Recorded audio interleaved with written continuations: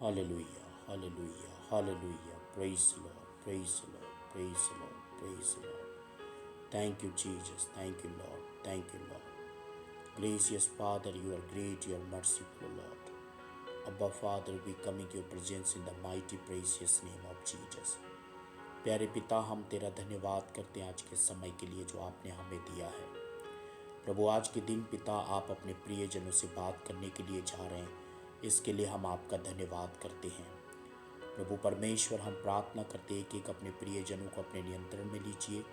पवित्र आत्मा आइए और हमसे होकर बातचीत करिए। सारी बातों में हम तुझको धन्यवाद करते हैं, तुझे महिमा देते हैं। सब बातों में प्रभु आप बढ़े और हम घटें। प्रार्थना यीशु के नाम में, आमीन। सालों में एवरीवन, जीसस मैसेंजर मिनिस्ट्री में एक बार फिर से आप सभी का हम स्वागत करते हैं और मैं आशा करता हूं कि आप और आपका परिवार प्रभु यीशु मसीह में सुरक्षित होंगे। मेरी प्रियो, परमेश्वर आज मुझसे और आपसे अपने वचन के द्वारा बात करना चाहता है। जिस विषय के ऊपर परमेश्वर मुझसे और आपसे बात करना चाहता है वो विषय है, how does a Christian receive God's blessing.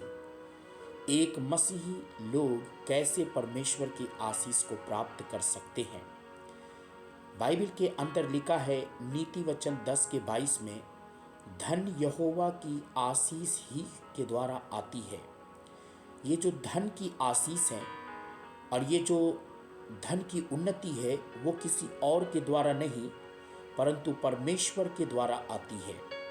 क्योंकि बाइबल में लिखा है सबोपदेशक 5:19 में, जिसके पास धन संपत्ति है वह उससे आनंद भोगे, यह परमेश्वर का वरदान है।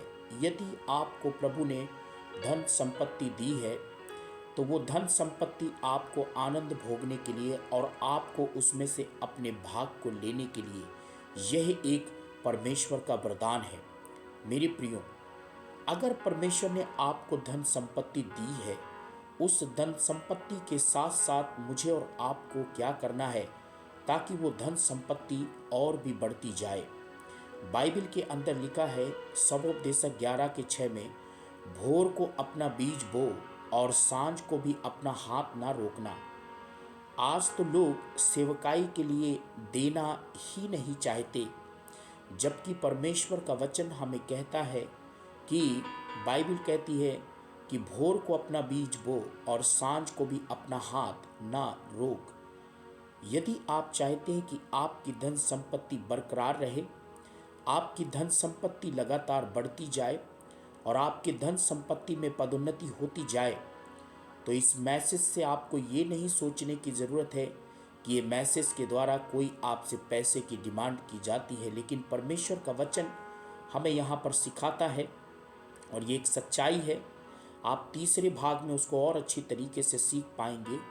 यहाँ पर परमेश्वर का वचन कहता है नीति वचन 11:24 में, जो छितरा देते हैं वो बहुत बटोरते हैं, लेकिन जो यथार्थ से कम देते हैं उनको घटी ही रहती है। यदि मान लीजिए आपके पास खेत है और खेत में आप यदि बीज नहीं बोएंगे तो आप फसल को भी नहीं काट सकते। उसी प्रकार से यदि आप चाहते हैं कि आपकी धन संपत्ति बढ़ती चली जाए, आपके धन संपत्ति में परमेश्वर की आशीषें आती जाएं और आप धन संपत्ति के क्षेत्र में बहुत उन्नति करते जाएं, तो आपको कुछ नहीं करने की ज़रूरत है। आपको परमेश्वर के काम के लिए, परमेश्वर के कार्य के प्रति अपने धन संपत्ति को आप बिखेरना शुरू करें। जितना बिखेरेंगे उतना आप प्राप्त करते जाएंगे। मैं यहाँ कोई दान और 10वां अंश की बात नहीं कर रहा हूँ। यहाँ मैं आपकी धन संपत्ति के ऊपर आशीष कैसे बनी रहे इस विषय के ऊपर मैं आपसे बात कर रहा हूँ। आज न जाने धरती के ऊपर कई लोगों के पास धन संपत्ति तो बहुत है, बहुत दिया भी है परमेश्वर ने, और किसी भी चीज़ की कमी घटी नहीं है। जो उनका दिल चाहे वो कर सकते हैं।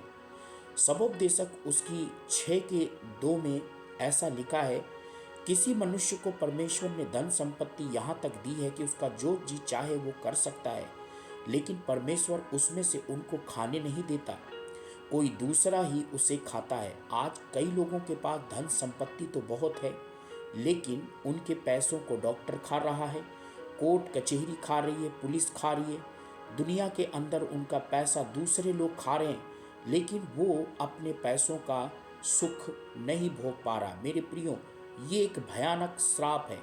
जबकि मलाकी 3:11 में लिखा है, मैं तुम्हारे नाश करने वालों को घुड़कूंगा, तुम्हारे वृक्ष के फल कच्चे नहीं गिरेंगे, तुम्हारी दाग की बारी के फल खराब नहीं होंगे। मेरे प्रियो, यदि आपकी धन संपत्ति खराब हो रही है, यदि आपकी धन संपत्ति आप तक टिक नहीं रही है, रुक नहीं रही है, तो मेरे प्रियो, परमेश्वर का वचन हमें यहाँ पर बताता है कि हमें बीज बोने की आवश्यकता है, मिनिस्ट्री को आगे बढ़ाने की ज़रूरत है, सेवकाई को आगे तक ले जाने की आवश्यकता है। मेरे प्रियो, यदि आप चाहते हैं कि आपके धन संपत्ति के ऊपर आशीषें बनी रहें, परमेश्वर की आशीष का हाथ बना रहे, तो आपको धन संपत्ति ज़्यादा से ज़्यादा, देखिए, जितना बोओगे उतना काटोगे, ऐसा परमेश्वर का वचन हमें कहता है।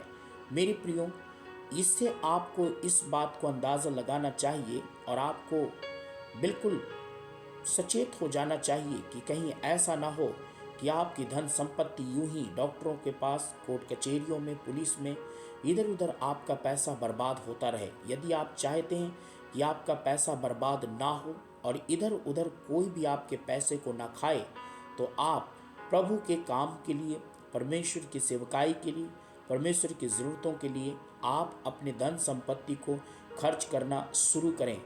जब आप इस प्रकार से करते हैं तो परमेश्वर का वचन आपके ऊपर आशीषों को लेकर आता है। कई बार आज दुनिया के अंदर लोग परमेश्वर को, सेवकों को सिर्फ आशीष के समय पर याद करते हैं, जबकि परमेश्वर का वचन हमें बताता है कि परमेश्वर के सेवकों को सिर्फ आप अपने आशीष के लिए नहीं, बीमारी के समय नहीं, दर्द के समय नहीं, परेशानी में कमी घटी के समय नहीं। गलातियों 6:6 में लिखा है, जो वचन की शिक्षा देता है और जो तुम्हारे लिए प्रार्थना करता और वचन सिखाता है, उसे अपनी सब अच्छी वस्तुओं में भागीदार करो। मैं आपसे एक बात पूछना चाहता हूँ, आप अपनी समस्या में तो परमेश्वर के दासों को स्मरण करते हैं, लेकिन क्या कभी प्रभु के दासों को आपने पूछा है कि उनके बच्चों ने कुछ खाया या नहीं खाया, उनके घर में राशन है या नहीं है? जिस प्रकार से आप अपने दुख, कष्ट, मुसीबत में प्रभु के दासों को स्मरण करते हैं, वैसे ही कभी कभी उनके हाल चाल भी पूछ लिया करें। एक सेवक की जीविका कहाँ से चलती है? 1 कुरिन्थियों 9:14 में लिखा है, इस रीति से प्रभु ने ठहराया कि जो सुसमाचार सुनाते हैं उनकी जीविका सुसमाचार से चले। अब आप देंगे ही नहीं तो परमेश्वर के दास लोग खाएंगे क्या? जबकि बाइबिल हमें बताती है 1 कुरिन्थियों 9:7-9 में कि जो बैल खाता हो, खाते हुए बैल का मुंह कभी बांधना नहीं चाहिए। आज न जाने धरती पर कितने ऐसे लोग हैं जो प्रभु के दासों के हक को मार जाते हैं, उनके हक को खा जाते हैं। मैं आपसे कहना चाहता हूँ कि परमेश्वर यहाँ पर मुझे और आपको सिखाता है, सिर्फ अपने ही नहीं परंतु दूसरों की भी चिंता किया करें। मेरे प्रियो, यदि आप चाहते हैं आपकी धन संपत्ति टिकी रहे और आपके धन संपत्ति के ऊपर परमेश्वर का आशीष बना रहे, तो आप अपने धन संपत्ति से परमेश्वर की महिमा करिए। देखिए, देना भी एक परमेश्वर की महिमा का भाग है, क्योंकि नीति वचन 3:9 में लिखा है, अपनी संपत्ति के द्वारा परमेश्वर की महिमा करो। अगर आप चाहते हो कि आपकी धन संपत्ति के ऊपर प्रभु की आशीष बनी रहे, तो देर ना करें, आप अपने धन संपत्ति को प्रभु के काम के लिए खर्च करना शुरू करें।